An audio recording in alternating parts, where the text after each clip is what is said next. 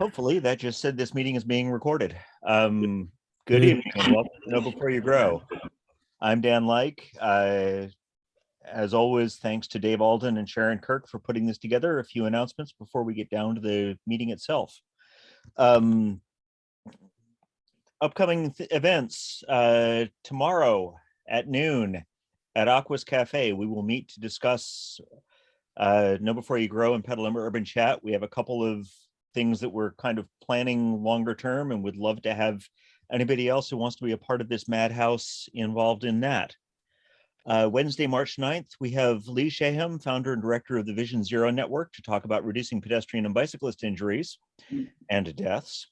Wednesday, March 16th, the Scannell development team will present their project on the east bank of the Petaluma River across from the proposed river park at 500 Hopper.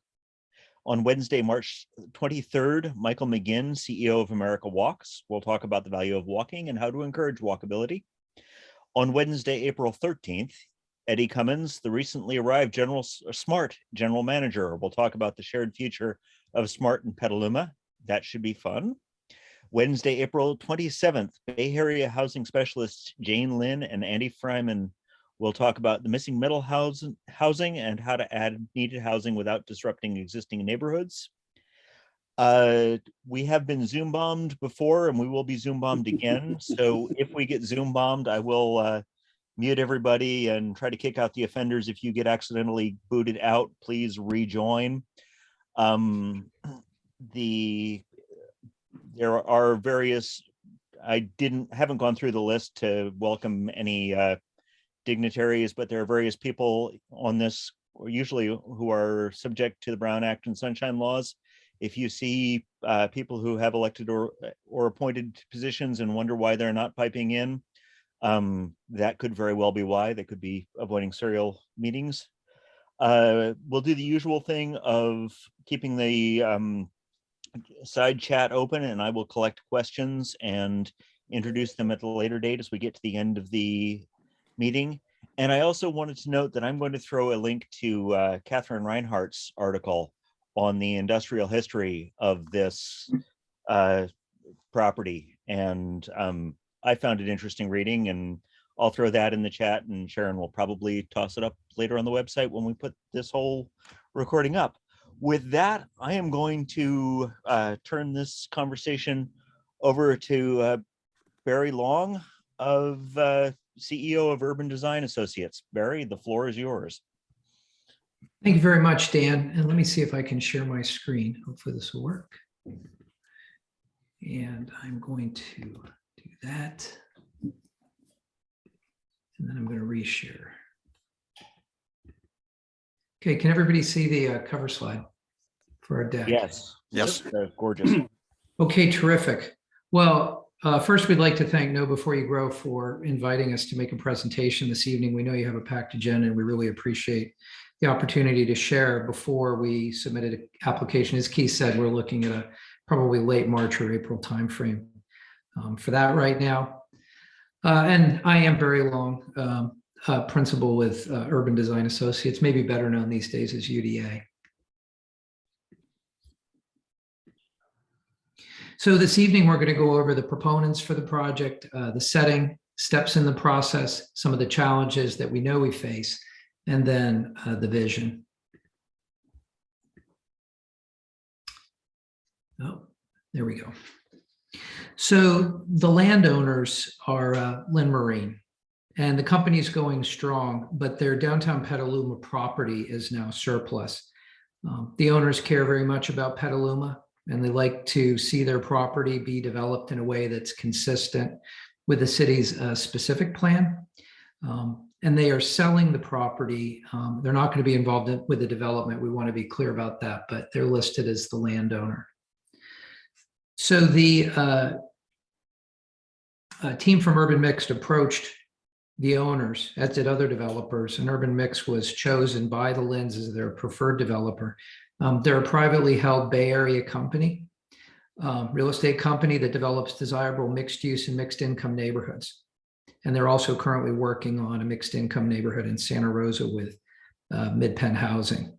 And the consultant team, as you can see, is our firm UDA. For this project, we're doing the community engagement and the planning. UDA has an international urban design and planning practice. I think we celebrated, I think it was our 58th birthday. The firm did on Valentine's Day. CBG, Carlson Barbie Gibson, better known as CBG, are our civil engineers, and our landscape architects, Ripley Design. The location, the setting here is very unique, and we've outlined it.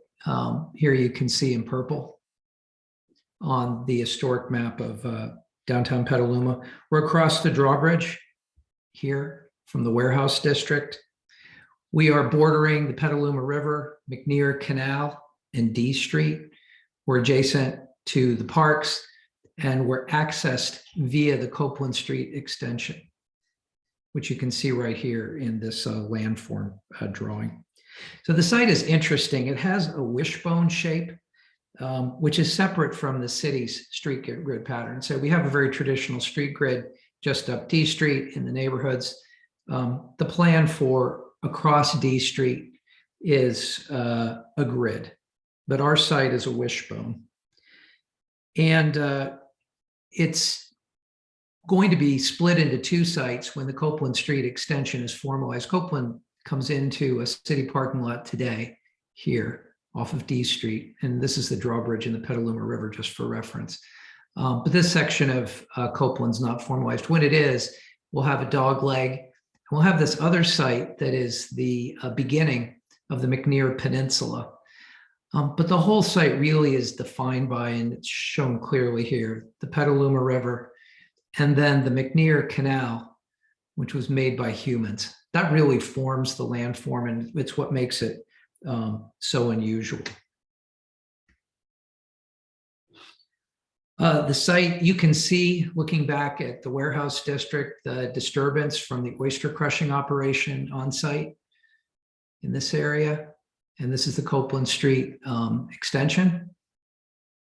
You can also see the Heritage Center here. Across Copeland, there's an office building, which is owned by the Lynns. They're retaining that, and Lynn Marine is, and that is not going to be part of this proposal. And there's also an adjacent site next to that right here, which is owned by, I believe it's the McNears. They're not interested in selling that site, and that's also not part of this proposal. It's not that we didn't think about it, it's just not part of the proposal. So both of these sites are outside of the 6.1 acre project site. We have the tremendous asset of the entry at Copeland to this property being across the street from the transit mall. And we're about a block away from the SMART station. On the other end, we directly abut the Heritage Center and Steamer Landing Park, which are managed by Friends of the Riverfront. And Petaluma River Park is just a stone's throw away. And we mentioned to the folks who were on the call earlier, we met with their board of directors last night. They were the first ones to see this show. Know Before You Grow is the second. But they have a wonderful vision for the long-term future of the park, which we think is fantastic. And we talked about how we could have our efforts be complementary. So another part of the setting is the specific plan and SMART code. So this area has its own form-based zoning, the Central Petaluma Specific Plan and SMART code. And probably this group knows that traditional zoning focuses on the type of use allowed on the land. But form-based zoning focuses on building form as it relates to streetscape and adjacent uses. It's like planning in 3D. So this area has special zoning, as do other projects that you've reviewed that fall under the specific plan and SMART code. So obtaining the right to build is going to be a two-step process in the way we're approaching it. Step one includes planning, which will feature a zone change and a tentative map. And step two, which is going to come separately, will be architecture and the city's SPAR process. So in step one, we'll be replacing the existing river-dependent industrial zoning with T5 zoning, which is, we say per the SMART code, but that's what the adjacent zoning is I'll show you in just a minute per the SMART code. We have commissioned technical studies. We'll be preparing a tentative map, and we'll develop landscape and building character, but not architecture. And you can see here, this site has split zoning. It has T5 zoning on portions of it on either side of the Copeland extension, and then down here towards the McNear Peninsula, but it does have an area that's still zoned river dependent industrial, and that's what we're talking about with the zone change.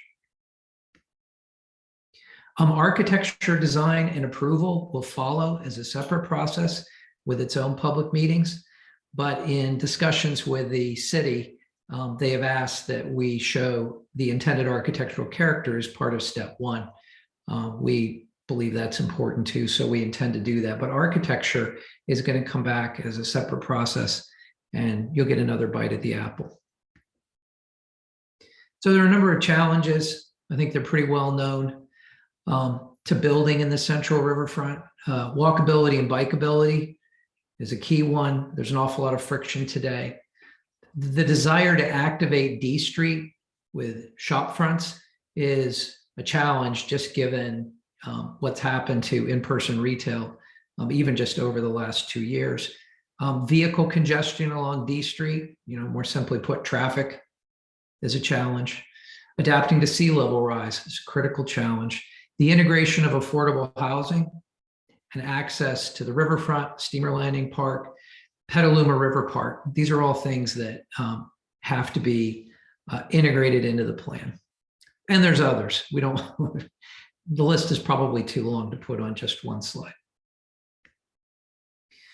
So what's the design solution?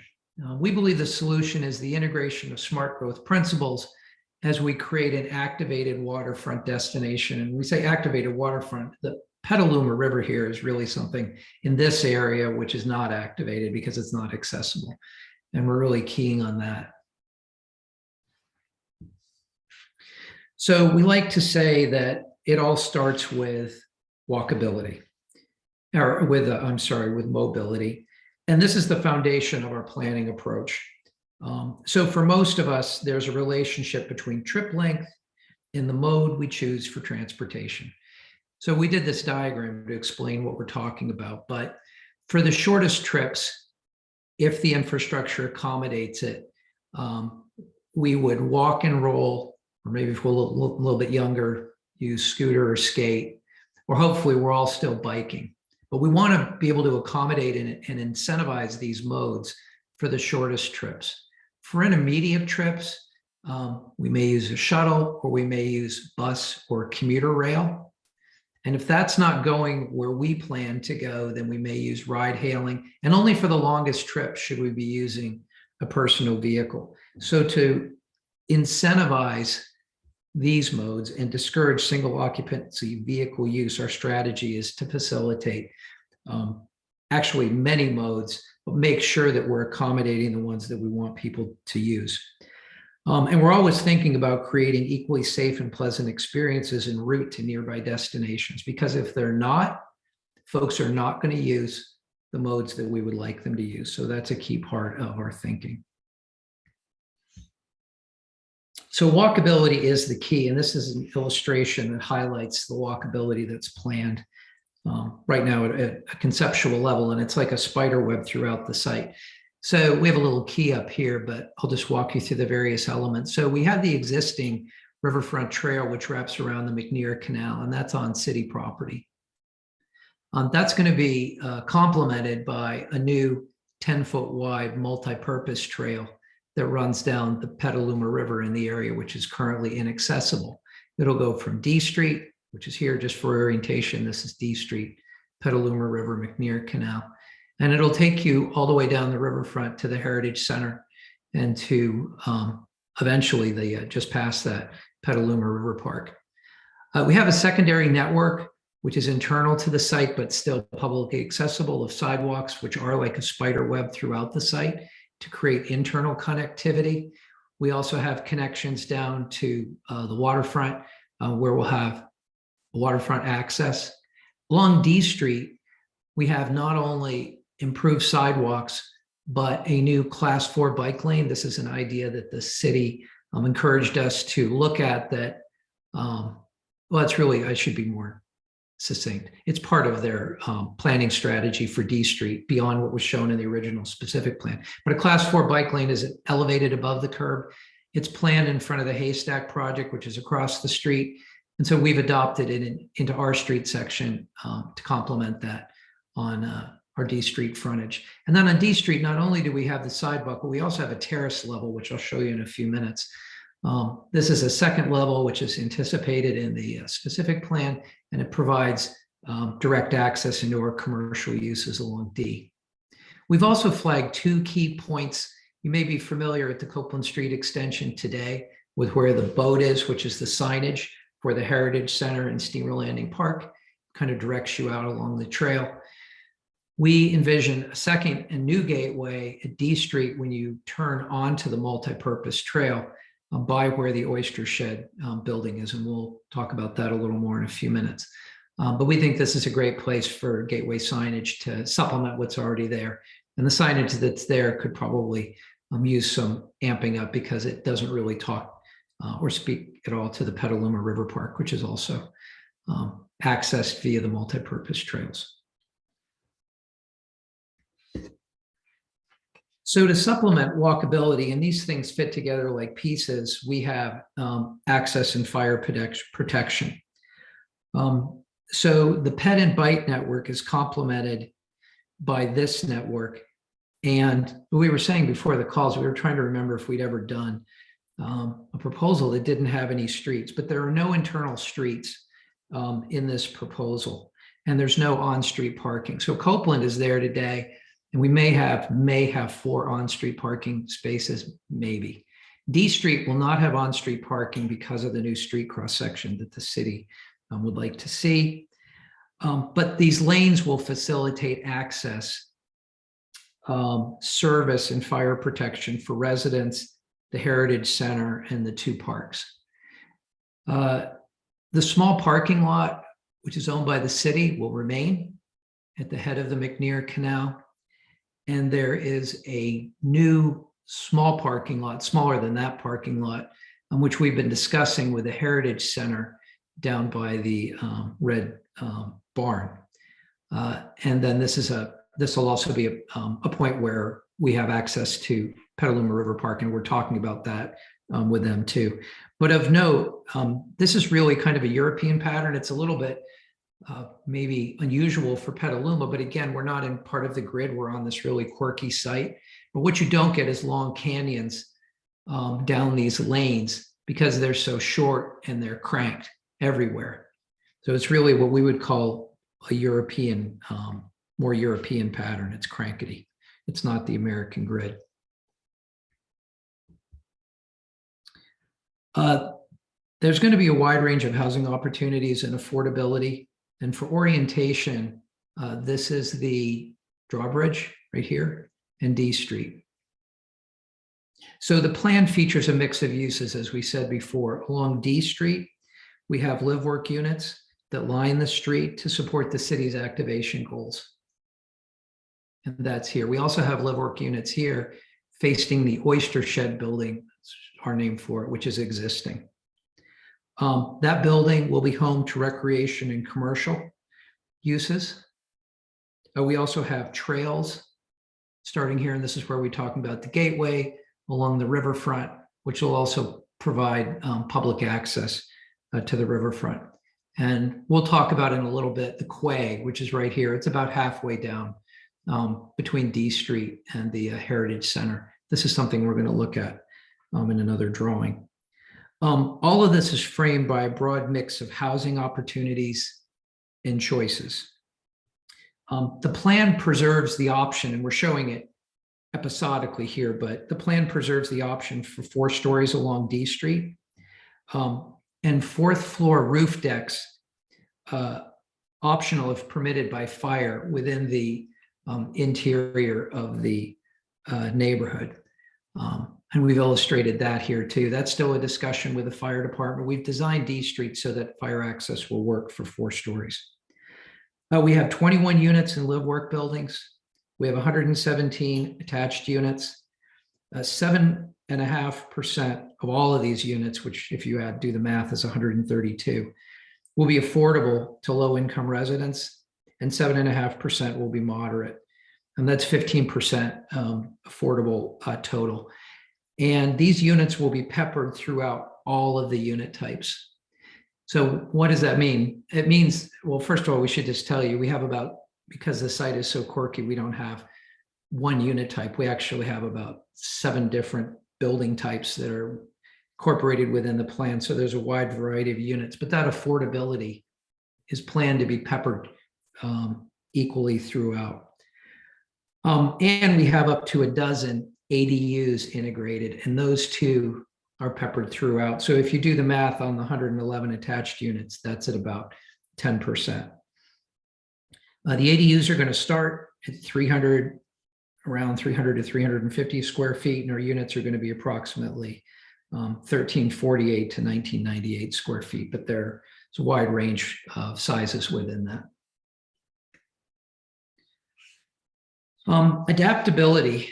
We know that I usually don't include a slide like this, but we did tonight. There's a lot of discussion about parking and garages in Petaluma, and we did want to address this. And it's our observation that most new California homes have room for 2 cars in the garage, 2 cars in the driveway, and usually 1 on the street.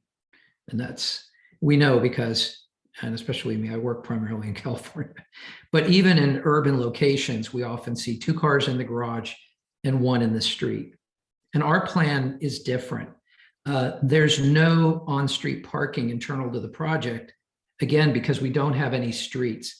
And what that does is it takes about 30% of the parking right off the top. Half of the live-work units that we discussed a few minutes ago only have a 1-car garage by design. Our affordable units may have a 1-car garage option as a trade-off for additional living space. We would really like to offer that. Units with ADUs will also only have 1-car garages, and ADUs are going to have no dedicated parking. Of course, there is no dedicated parking for ADUs, but we don't have like a visitor parking lot. We have a few visitor spaces, and when I mean a few, it's a few that are scattered, but there's not a lot. So we are thinking about our proximity to transit and trying to find the right balance point, just to be honest about it. But if experience in California is a predictor of the future, then garages will be adapted for other uses over time. And we liken that to an English muse. So what we see happening over time, if a family has a car and they decide that a car is enough and they can utilize that unused space for another purpose, say a studio or a home office, that's what happens. And that's our observation in touring older neighborhoods, especially in California, is that garages go away and people start parking on the streets. We don't have any streets, but we still expect people to reduce their car use, we hope, over time, as hopefully all of us do. We don't think we're there today exactly, but we do see this as an adaptation. Mixed use. So D Street today, I mean, our observation is it's sort of a sad experience. The grass was green the day we took this photo, but it is sort of still, it's not carrying the day. It's not the mixed use vision that the community envisions as we look down D Street here. So another key design principle is incorporating mixed use. So this is an image of D Street tomorrow, and it's imagined as an authentic urban place. What you see is new street level energy, which is coming from a mix of makerspace, galleries, and retail blended together. We think this is going to be kind of a non-traditional scripting, but we do believe that it has great opportunity to integrate in makerspace and galleries with some episodic commercial, and the spaces are big enough to accommodate it. And we've been careful about that in the design of the live work. We'll also have a class 4 bike lane, as we talked about before, running along D Street with a widened sidewalk adjacent to that and street trees. We also here are looking at one solution to sea level rise, where we're using the grade change to our advantage by creating a seat wall and landscaping in this area in between. We don't have this much change for sea level rise in most of the site. Interestingly enough, most of the site is relatively high, but we do have a low spot along D Street. So both in being able to get up an extra foot so we can roll right into the commercial uses and then planning for sea level rise along D Street, we are going to have a combination of stairs and ramps. What we need to do is clearly spelled out in the specific plan and the smart code. But you can get a pretty good sense. We're right in the middle of D, so we have two fairly long live work buildings, and then this Paseo connects back into the property and actually down to the McNear Canal before you get to Copeland, as you look off in the distance. And it's a little bit hidden, but we do have a 4-story on this building. It's just in this view was cut off, and we're being accurate in our modeling as to what you would see. Unique sense of place. So the McNear Canal, we think, is a good opportunity to talk about how we can create a unique sense of place here. And really our plan is to create a bunch of places within this place, not have it all feel the same. Every kind of place you are in every moment should feel different. That's kind of our attitude about things. You know, variety is the spice of life. So per the specific plan architectural guidelines, redevelopment and infill in the area should adopt the existing pattern of simple building forms, industrial materials, and utilitarian detailing. That is right out of the specific plan for this site. So in other words, infill should be contextual with the industrial heritage. And the specific plan goes on to provide a little bit more detail. It says that we should be using the materials of the area, which are concrete, metal, and stucco. And we've supplemented that with wood for some warmth, but we're proposing an architecture, which we call an architecture of materiality, where it is applied in different ways to the 7 different buildings, typologies and plans that we have to create a neighborly character. So this is an example. Again, it's not architecture, but it's an example. But you can see the same building palette applied to 2 different materials and how we can get a look where the buildings through their materials still speak to each other, but the architecture provides variety and creates a neighborliness. And I think we have Keith McCoy from Urban Mix out here on his paddleboard in the McNear Canal. He did test this, and at high tide, you can get in there still. Yep. So adaptive reuse is another key principle. And in this case, we're exploring the reuse of the oyster shed building, which we believe to be historic. An assessment of this building is currently underway, and we hope to have the results in about a month or so. So the opportunity here really is for riverfront activation. The plan is to reuse the shed to help access and activate the riverfront. So uses being explored include a boathouse, public plaza, water access, and actually a floating dock as part of this we've been talking about with the potential user for the boathouse, and a small commercial space which would have F&B and possibly co-working space in it. So if you can imagine in your mind's eye coming over the drawbridge, coming to the gateway to the parks, turning right and coming down the new 10-foot wide multipurpose trail, you'll be between the shed building, which is in the water or against the water, and this live work building, which is behind. And the first thing that you're going to encounter is this public plaza where you're invited to come down to the river. But as you continue on, you'll go around the corner. There's an outdoor dining plaza, which we have another view of in just a minute. And then here you can see the fourth story or our aspiration to do roof gardens overlooking the river. We know we can't have 4 floors internal to the project, only on D, but we still would like to work with the fire department to see if, and it has been done in other communities, we can permit these. So we think that there's just an incredible opportunity here to reimagine this building within the context of how it needs to be respected from a history standpoint. We hope to be able to open up and expose the structure, and this is, if you've never been in that building, the structure of the building that we are exposing, with glazing in areas and then open air in other areas. So there'll be more on that coming, but this is not a pie in the sky idea, since we actually have the advantage of starting with an existing structure. Restoration of critical environmental areas. I think as we showed in the aerial, this site has been utilized for an oyster crushing operation for a long time. So there's nothing that's native today on site. And again, this area here is not open to the public. So the concept for what we're calling the quay is to repurpose the existing loading dock into an opportunity to get out over the water. So that's what this is. And I pointed out the quay in that area. This is an existing thing today. So if you go over the drawbridge, you can see it. We plan to keep the maritime artifacts, such as the moorings that are there today. You may have missed it, but we plan to keep these artifacts. Create a dining plaza outside the oyster shed, and again, open up the end of the building with glazing, hopefully, if we can work with the historic folks and we're allowed to do that. And we'll find a workaround if we can't. It'll still be very nice. And also stabilization of the bank. Actually, this area, we've already had geotechnological study done, and this bank does not need additional stabilization, but we do intend to bring the native landscaping back from the river's edge all the way up to the buildings. And this palette would be utilized throughout the project. And then finally on environmental sustainability, again, we're keeping things very high level today, but Cal Green Tier 1, we all know it's required, and we think that's terrific.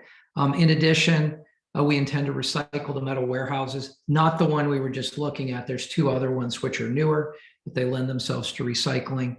The neighborhood is going to be 100% electric. There'll be no natural gas. We're looking at using permeable paving for all the lanes and plazas. And we're looking at really interesting stained permeable concrete, actually, to give it more of a, I'm struggling for the right word. Our landscape architect had a better word, but we wanted to have kind of a natural aesthetic, not to be too much. You want to feel like you're going from a transition from the city to the parks. And we want to reflect that in the materials. We're going to have low water use, maintenance, low water use and maintenance landscaping, EV charging stations in each garage, bike racks in each garage, again, getting back to encouraging the kind of mobility we'd like to see people adopt. And then energy efficiency and mobility education for residents. So in conclusion, again, it's a very unique setting. This is a planning process. Architecture is going to be separate. You could misinterpret that from our drawings, but we're doing what the city asked in illustrating character. And we have also been asked to submit some conceptual elevations, and we'll do that. The Central Riverfront presents its own unique set of challenges. We went over some of those. Our approach is a direct response to the form-based zoning and smart growth strategies. There is an intentional placemaking attitude about the way we approach the site. This is not formulaic design in any way. We thought about each place individually. And we believe this underutilized industrial site can be transformed into an authentic Petaluma place that leverages both mobility options and activates the waterfront in new and exciting ways. So we thank you, and we would welcome your comments and questions. So I will start with a number of questions. And I think I know the answer of this because of the because Dev Gochis is here to talk about affordable housing, but rental units, condos, what's the ownership structure here? For sale, and that would be true for the affordable too. This would be integrated affordable for sale. Cool. Let's see. You said the property itself is relatively high. Mm-hmm. How high above sea level is it? What's kind of the 2080, 2100 prediction, relative to sea level rise and 100-year storms for this? Let me, I'm not an engineer and I don't want to act like the engineer, so I'm going to tell you what our engineer told us. And our engineer well, this is the best engineer I've ever worked with. I worked with CBG for a long time. We work on sea level rise around the Bay Area on a weekly basis. But in this case, the site design and proposed elevations for Oyster Cove are aligned with the sea level rise planning and in-place protection solutions discussed in the City of Petaluma's general plan updated, the sea level rise and climate change white paper. So that's our design standard. That document is a thorough synopsis and summary of what the city wants to plan for. And we took the most conservative scenario. So we are designing to 2100. We are going to submit more information. Our engineer will in both our application and subsequent public meetings. So like I said, I'm not the engineer, but at a high level, we're looking at, I believe for the finished floor elevations, it's approximately elevation 14, which is higher than the approved haystack and probably other properties are. But again, I'll let him speak to that. But that's what I can tell you tonight. Cool. Let's see. A little bit on the ownership structure and how that's rental versus ownership. Sorry if we got there. I'm distracted by reading things too. Do you want to, well, let's make sure we don't gloss over that one. Keith, do you want to speak to that? Yeah, so on the affordable, is that what you're talking about, Dan? Well, yeah, I think both affordable and, Yeah, all of the units will be for sale, including the affordable units. And what we're talking with Dev at the Housing Trust is to have, once we build a unit, we would dedicate it or sell it to the Housing Trust.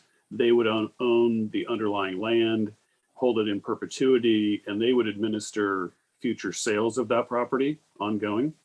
So it keeps those affordable units affordable for forever, basically, as long as, well, hopefully forever. That's the idea. And so it's just not one family that gets a benefit of a low or moderate income unit. It's the next family and the next family and the next couple or single or whoever. So we've been trying to, as I explained before we started tonight, we've been trying to explore ways to, increase affordability, not just for the first folks. We want to keep it forever. So that's the idea. And Dev may want to talk a little bit more, but we've really just started discussions with her. And once we get applications into the city, we'll start meeting with the city on our affordable housing agreements and all that. Keith, we also said we don't have rental, but the ADUs could well be rented. Oh, that's true. Yeah. We also would have, we would probably have a rental structure associated with the live work. If that resident did not want to use the commercial space, it would be potentially used through an agreement, through a rental agreement, a lease option. So we don't, but we do, I think is the answer. It would be up to the individual owners of those units to then rent the ADU or the live work. Right. Cool. The range of sizes of the units and single floor versus multi-level. Mm-hmm. I believe all the buildings are 3-story. Or no, you said 4-story on one of them. They're 3 and 4. The primarily 3, and we have issues just with the site on the internal about, as we said a number of times. I don't want to beat a dead horse, but fire access. However, the ADUs are laid out as flats, ground floor flats. And then the unit structure is typically multi-story. The commercial is all at grade or accessible, 100% accessible at grade. Cool. For the outside parking, can it be permitted parking? I didn't see that many outside parking spots. Yeah. Well, it's sure, why not? We don't have, we're trying to be, it's a balance point. We have to find the right balance point.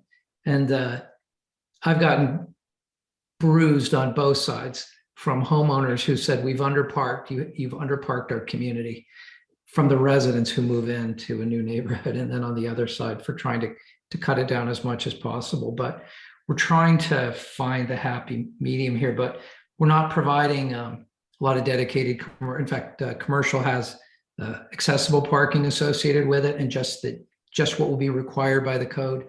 The live work does not have parking for the commercial. We actually, I would say we intentionally want people to get out and walk, honestly, quite honestly. We don't want them to be parking inside. So we don't have a lot of parking to permit, but we could talk about it. I mean, I think we need some signs in the city's parking lot that even if they don't enforce it, say that, you know, there's a time limit on the time you can park there and things like that, just to, so there's some management, but. Right. Yeah. I'm super excited by the notion of, geez, it almost feels like 3 grocery stores in walking distance. So some of them are a little bit longer. Yeah. Sure. Absolutely. Yeah. I noticed that in the chat, Ali Gaylord has asked if there's an opportunity to reduce parking further, which I think you made a good case that the garages can be repurposed within if the design is right. Yeah, we really, yeah. And quite honestly, I mean, I'm kind of fascinated, and I should say we, as a practice, are really sort of fascinated with this. And we're really focused on this right now because we're in this kind of interesting time where mobility is really changing rapidly.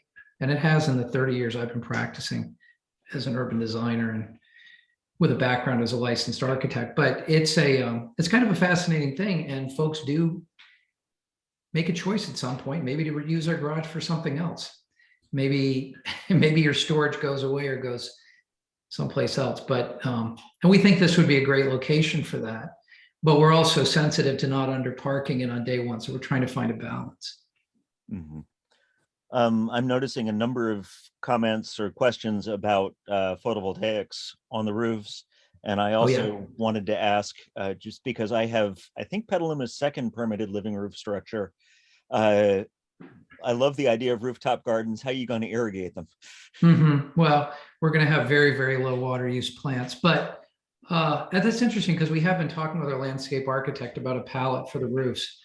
So we will come forward with that.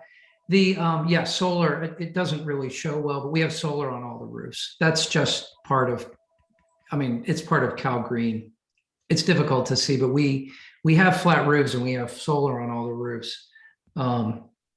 We just assume that's going to be part of our neighborhood. I mean, to us, that's just a given. Right. We'll get back to you on the plant palette on the roof. I can't. Yeah, I don't have an answer for that exactly tonight. We talked about how lovely wisteria would be, but we'll get back to you on that one. Yeah, I have to get up and weed mine. So just wondering about the interface between the bike path and the D Street Bridge. I guess this is the perfect view to see right here on it. Yeah. Or, oh, sorry, you're talking about the class 4? Yeah. Yeah, we do have a detail on that. You know, we're not rebuilding the bridge. We love the drawbridge. There is an interface detail, and I'm sorry that I can't answer that. I don't know if Heather's on the call tonight, if she could answer how that interface works. I don't remember if the bikes go with the travel lane, or I'm pretty sure they must because it's not a very wide sidewalk. But the class 4 picks up on the transit side of the D Street Bridge, and then it will continue on up D Street, and it'll be on both sides. Okay. Yeah, it's having ridden that on a bike a number of times. Yeah, it scares me, but anything is better than what D Street currently is. One of the things that struck me is you talked about the additional parking lot kind of by the Petaluma River Heritage Center. And I know that the Friends of the Petaluma River have used the Lynn property before for access to the Rivertown Revival, and that has caused some problems with vendors who weren't as careful as they could be. Is your thinking kind of that might be a route in and out for festivals there? Oh, absolutely. Okay. Yeah, absolutely. Yep. The lane, there is redundant access, and it might show in these 2 diagrams, but you know, the access that's there to the day is on city property. We're not proposing to change that. That has some advantages. That was part of the Lynn's property, but now it's city property. Yeah, but the lane is wide enough for, you know, Petaluma's largest downtown fire truck. We have the turning templates and we'll have access via that, but there'll be an access agreement to use that lane. And I would really, from a driving standpoint, it has to be, I think it's 26 foot wide by code. It's just going to be permeable concrete and it's going to feel like something that's much more European, but they can have access. And then there'll be a turnaround at the parking lot. But we'll be working with them. We didn't want to color outside the lines. So we'll be interfacing with both the group we met with last night, the River Park folks, and with Friends of the River on how this is going to work. And we did talk about, I should update you that last night they expressed an interest in maybe having some option to put a commercial, the Petaluma River Park folks down in this area. We thought about, for a festival or something, what if you had, temporary hookup for food trucks or something like that? As long as we're putting in infrastructure to here, that might be an option. And we want to talk to them about that. We're not sure about permanent commercial. It's awfully far from the activated commercial area. And, I guess in our practice, we get a little bit worried about doing things that might struggle. We're convinced this over here will work, but we think, talking about how you stage a festival is an important discussion. Yeah, and there's a difference between hookups and utilities there and full-blown commercial. Yes, there is. Yeah. Noticing a couple of different questions about future dredging, what the river access might look like, coordination with why am I blanking on the organization that's building the float house in the turning basin? Can you talk a little bit about, is this going to give us lots of reason to continue to dredge, and what's going to happen with the McNear Canal? Yeah, it's Go ahead, the small craft center. We've been talking with Greg Saborin about that. Mhm. So yeah, we're not I don't think we would need necessarily to dredge because most of the users will be kayakers, paddleboarders, the sculling, the different teams, the river folks. But I'm sure that there will be need for continued dredging for the yachts that come up, on occasion to downtown. So yeah, Okay. we would totally support that. It'd be great. I mean, we're retaining this great building. We want access to the river actually happen, which, many projects around claim to, want to provide access, but we are fortunate. We actually have a dock and a pier and a building right on the river. So why not make great use of it? So that's a, huge plus, I think. Mm-hmm. Something I don't know anything about but I see mentioned from somebody I trust is with the visibility ordinance coming, how, if at all, does this change the plan, or is this something that would be addressed in the architectural stage?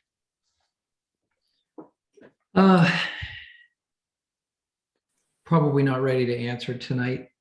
Okay. Maybe likely to be addressed in architecture, but I won't say for sure. Yeah. We have a question about single floor units for people with disability and mobility issues, which I think kind of ties into the ADUs, but It does, and that is our strategy. The site's quirky, and we're using a unit type which leverages as much vertical space as we can get. But yes, we do have the ADUs, which I think would be about 10% of the non-live work units that would be not only adaptable, but would be ideal for that. right. So the drawings I'm seeing look like the dock is roughly, all of the docks are roughly at the current space. We just have a question about, is this going to narrow the channel at all? And it looks like it's not going to at all.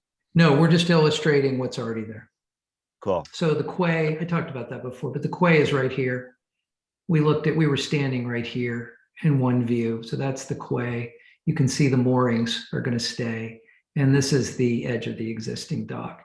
The only thing we want to work out is, especially if we have a boathouse here, and we have, honestly, we're talking about how much the boathouse should take up in a lot of different things, but we would like to have a floating dock so you can get down and actually have water access. Mhm. as an element of this. Yeah, for a while, a couple of years ago, my wife and I built a small sailboat and we took it down to the Sheraton and put it in there and sailed it up all day. And then, took about 20 minutes to get back down. It'd be kind of cool to be able to drop it in the boat, tow it behind the light and drop it in here. Yeah. Let's see, I know we talked about this a little bit in the pre-show, and all of it completely dropped out of my head. Talk a little bit more about the time frame for the product or project. Right. So we're in the midst of preparing our applications and our technical studies. We'll hopefully submit to the city like kind of mid-March. We're hoping that it's about a 12-month process to get the zone change and the tentative map approved. And then about a year after that, we'll take time doing the final map, improvement plans, all the nuts and bolts. The SPAR process for the architecture will take place concurrently. So you're looking about hopefully a 2-year time frame for entitlements prior to construction starting. Okay. Hopefully, I mean that's kind of if we could do it next week, it would be great. But we understand we need to go through this process. So. Yeah, so a couple of questions about kind of parks and kids playing, and I'm looking at the McNair Peninsula and all of the space along the river and thinking, well, there's seems to me to be plenty of space, but could you talk a little bit more about coordination with the River Heritage Center and Sure. your relationship with them? We met with them. We feel we have a good relationship with them. We had a great dialogue. And as we said, we had met with some members of Petaluma River Parks board before, and we met with the entire board last night. That was a really good discussion too. I think it gets back to a very unique context when we think about park planning. We don't want to do something that's formulaic when we're right next to 25 acres of open space. We would rather spend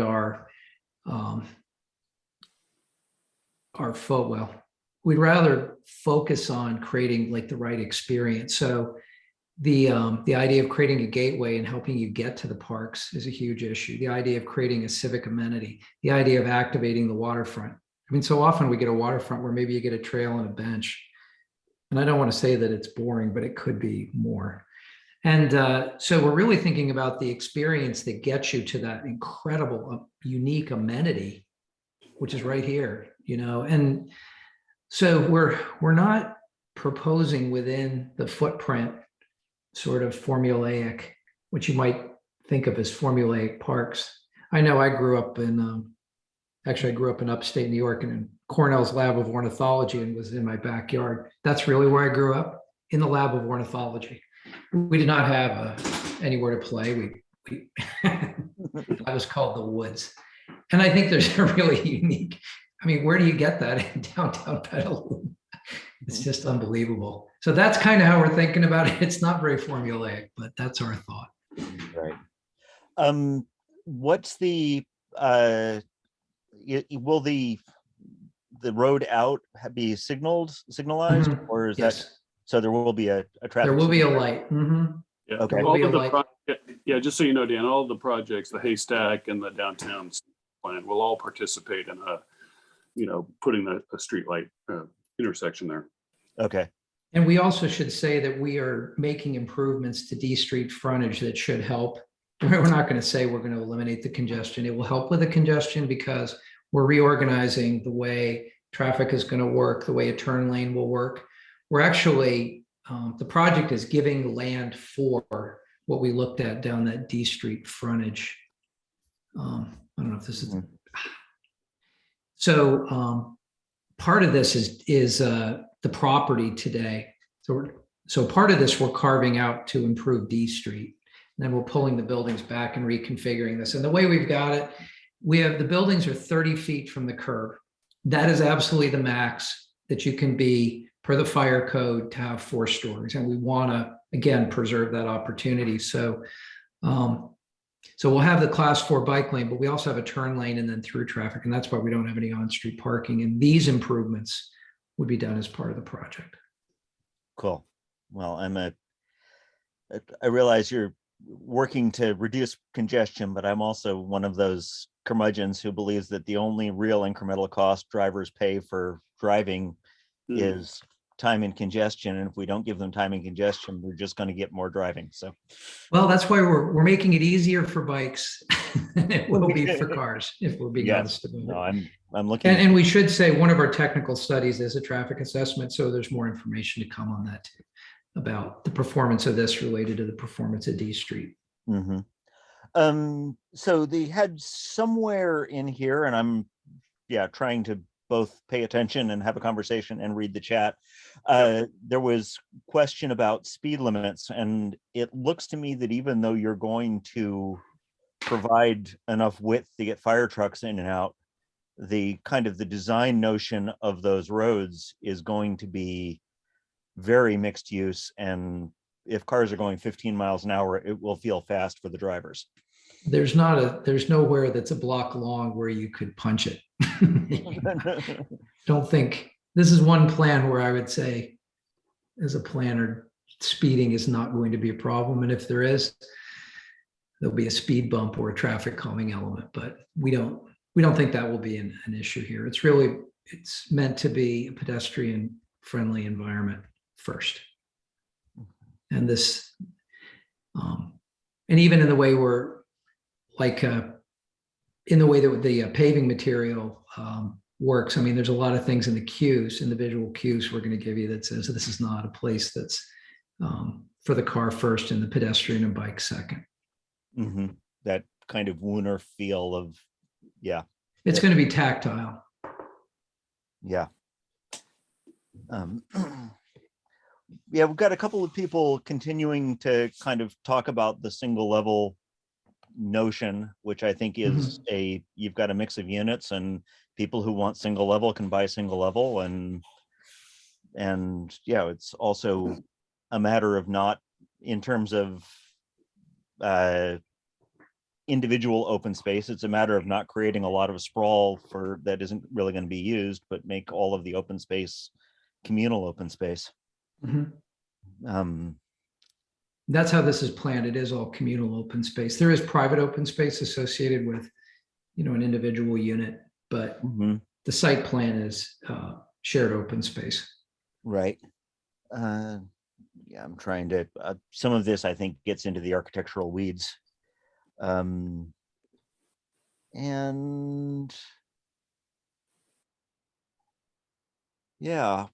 I think we've got a little bit of extra time. If there are people who have who want to voice their questions themselves. I noticed, Robert Caruso, you've had your hand up. Are you still interested in asking the question? Yeah, actually. Will the recording be available to the public once the meeting is over? Yes, we put all of the recordings on the Petaluma Urban Chat, which is urbanchat.org website, as they're as soon as I get them down and processed, which is usually a day or two. Okay, and I've taken some screenshots as we've been going through. There's a Facebook group I belong to. I Love Petaluma. Would be okay to share those screenshots with the group. I believe it would be fine. And Barry, if you want to send me the presentation, I think we can put those slides up so that they're accessible as well. Sure. I mean, this is a public meeting, so there's nothing confidential about what we're showing. Cool. So I don't think there's an issue with that. Would you like me, Dan, just to say, well, I'll tell you what, Keith, you have a low res version of the show. Would you like to forward that to Dan? Yeah, I can do that. Okay. Yeah, we'll send you the slide deck, Dan. Cool. Yeah, we'll make those available on the urbanchat.org website. Does anybody else have questions? I'm kind of excited about this. Excellent. Yeah, we are too. I have to say that we've been looking at this site for a number of years now. Unbeknownst to a lot of the community, we've been out there a lot. I actually paddle out there on my paddleboard, been down the river a bunch, been down to the marina from the site. It gets pretty windy down there. And that's one thing that Barry didn't talk about. One of the reasons why we have a cafe on that side is because it does get windy, particularly in the afternoon. So we thought that having a boathouse next to D Street, where it's more enclosed and it kind of acts as a buffer, and the an internal courtyard or open plaza area that's buffered from the wind, but right adjacent to the water. And then next to that is more of a retail, food and bev or a cafe or coffee house right next to it. And then on the outside plaza would be completely buffered from the predominant wind direction. So we've been thinking about this for a while, and we're excited to bring, obviously the whole project to the community and get your input. Sure. And I just got a reminder, which I thought we kind of touched on, but maybe we could touch on deeper. The question of, will this provide additional reason to ask for dredging from the Army Corps? And yeah, I'm not seeing that it's hugely pro or con that way, but if you've got any thoughts on that. I don't know. We're looking at small, I think he said we're looking at kind of small watercraft. I mean, you gave the perfect example of towing your watercraft with your bike. That is the kind of, we'll provide bike parking for you right here. And you can have access with your watercraft. We're not, so for anything that would need dredging would be a larger. But that doesn't mean that you couldn't use the moorings, because, the facility was made for larger vessels too. So it's an interesting question. Yeah. Catherine asks if there will be any interpretive exhibits to talk about the history of the site as part of the project. Yeah, we'd love to do that. And the idea, and we have the perfect trail network to do it on too. We didn't talk too much about tonight, but the Lins are a lot of the history of the site. And we know that it goes back to Jericho dredging even before that and the creation of the McNear Canal. But within that, that network, there's great opportunities or places in the plan where we definitely could have interpretive exhibits. There'd be great to have something associated with the Oyster Cove building or the Gateway Inn, or even the quay or along the path for sure. Yeah. This is going to be a much different experience than across the river, where they have a very steep embankment and narrow path. We don't have that steep embankment. It's much more gentle, and it doesn't need to be, it's accessible to plant and landscape, and it's going to be much more open to the water.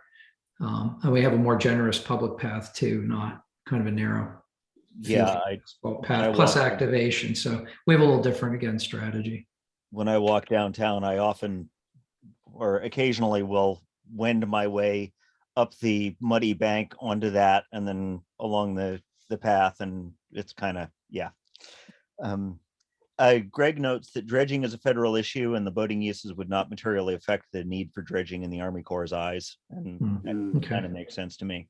Yeah. The Lins have to keep bringing Santa back every year, so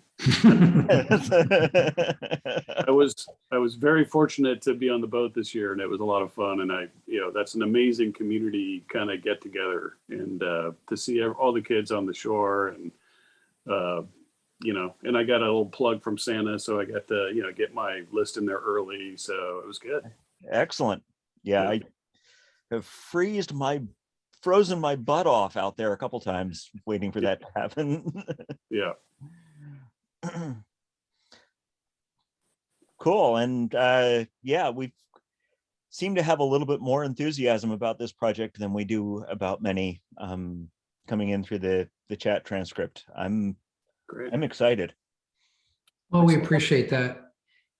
Honestly, it's an incredible opportunity just for the downtown area because of its location, and it's such a unique site. It really is it's very, very quirky. I will say, having, spent so much time thinking about it and experimenting with it. It's a real quirky site, but it just could be a wonderful sort of puzzle piece that fits in with everything else that you're trying to do that's different. It's this kind of unusual transitional puzzle piece that goes from this incredible open space, and it has water on both sides, and then you're getting into the high density TOD across the street. So it's a step towards that, but it still is porous enough that it's kind of like it almost has like canals running through it so that you can move through it. But then you come to D Street and it gets very organized and urban again. And we think that's the right approach. And believe me, we've thought about this ad nauseum. But so I've got one more question, but before we go there, Neil Hancock, I notice your hand is up. Dive in, please.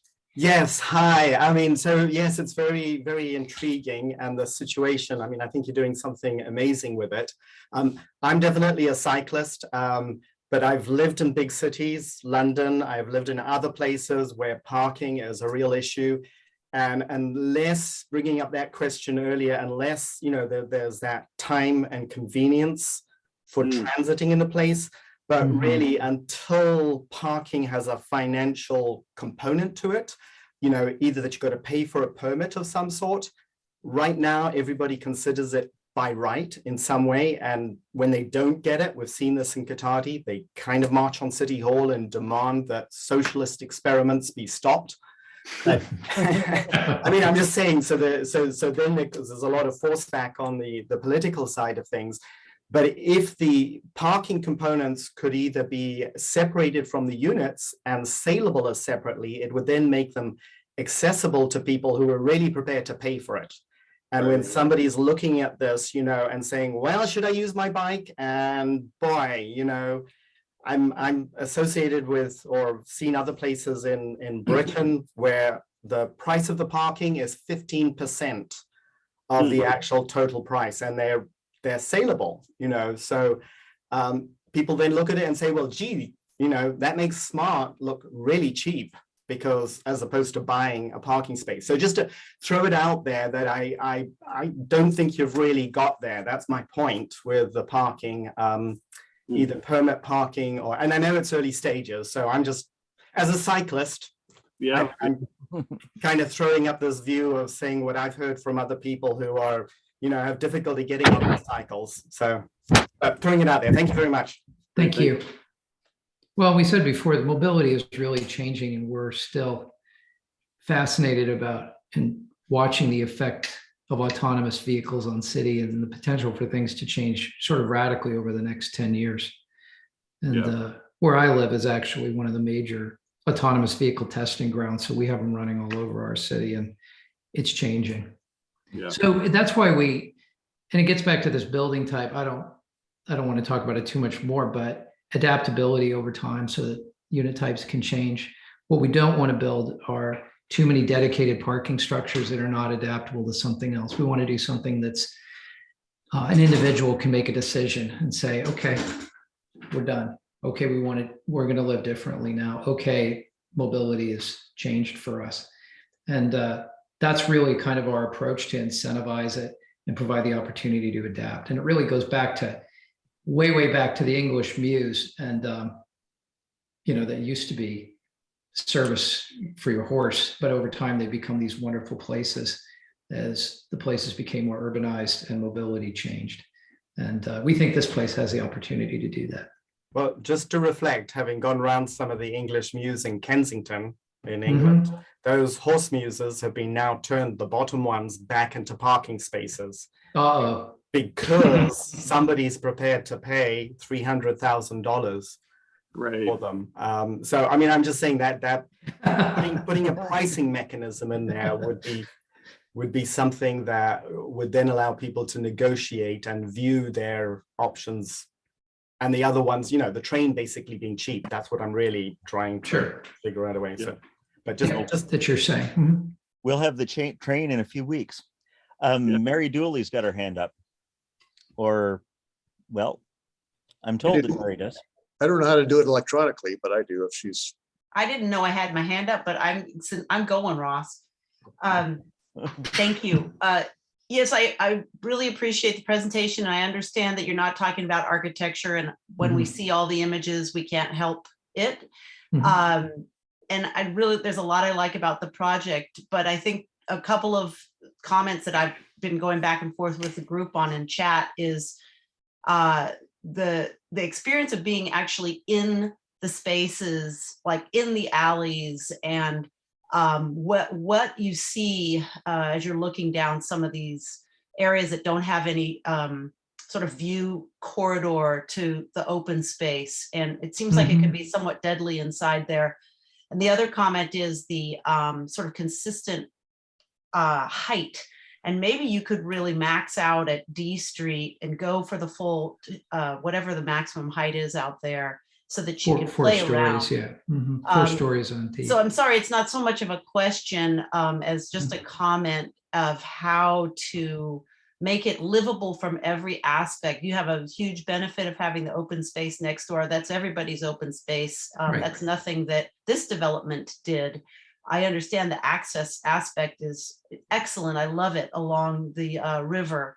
Mhm. And that adaptive use aspect is my favorite. But the rest of it's got some really nice architectural imagery that's just a little bit relentless right now. That's my comment. And I would say, you ask a good question about what about the view corridors within. We really like to, and actually this kind of crankety plan pattern lets you do it, use terminated vistas so that you get more intimacy. So we have paseos, which aren't very well, articulated, but we have paseos that are internal to the neighborhood. And we also have this kind of crankety pattern. So you're seeing different things always, just depending on where you are. So you may get a peekaboo view of the water, or you may get a view of an architectural element that's featured inside, or you may get a peekaboo view through the plaza to the warehouse district. It's really kind of wherever you stand, it'll be different. We probably when we get to the architecture too, I think in fairness, it needs a little more, the architecture would need a little bit more development. And you ask about height. That's why we're really interested, as you are, in finding a way to do the roof gardens, because we can play with height within the area, which is kind of capped out at 3 stories, and we don't want to go any less than that. So we'll take that good comment under consideration and think about that some more. Oh, Ross, you wanted to dive in there. Yeah, thank you, Dave, for telling me how to raise my hand electronically. On my architect's hat, I always bristle when I hear architecture as an afterthought. The Vitruvius defined architecture as firmness, commodity, and delight. I take that into contemporary language as commodity, community, and culture. When we put architecture off, then we miss great opportunity to create a cultural statement. That's why I've been harping on the Oyster Cove Center and the need for dredging and making that kind of cultural connection. That the Lind Enterprise was one of the reasons we got Corps of Engineers to dredge the river, and we will know more. Okay, so architect's hat is off, developer's hat is on. Tell me about the capital stack. It's all great to have visions and talk about what happens in Europe and low parking ratios. But if you have a commercial lender here, he's going to look for parking, and he's not going to give you commercial construction loan if you don't increase your parking. I'm not advocating for it. I'm just speaking from reality. So tell me how you are thinking about that ahead of time, so we're just not led down a path, and by the end of permit drawings, we get something more conventional than we approved or supported at the planning department level. That's very fair. We want to push the envelope, but yes, there is a constructability aspect where the lender is going to look for a certain amount of parking to make sure they protect their investment. And that's a very fair, I don't know, Keith, do you want to weigh in on that too? But it's a fair comment. I'll talk about architecture a little bit in a second, but do you want to say something, Keith? Yeah, well, I think the main thing is we need to get an approved project. And then once we have an approved project, we can, and this is kind of why we're doing the 2-step, and then we can look after the tentative map is approved. We can then go out to the market and talk to lenders, find a preferred builder, other folks that will help us take it out of the ground. And until we get to that point, we can't really talk about a capital stack. But we know we are going to need some parking structured into the. I mean, and they'll have requirements, and they'll be. Yeah, they'll have requirements, but we're trying to find a balance point, and we're trying to push the envelope. Yeah. But you are going with commercial construction loan, not private.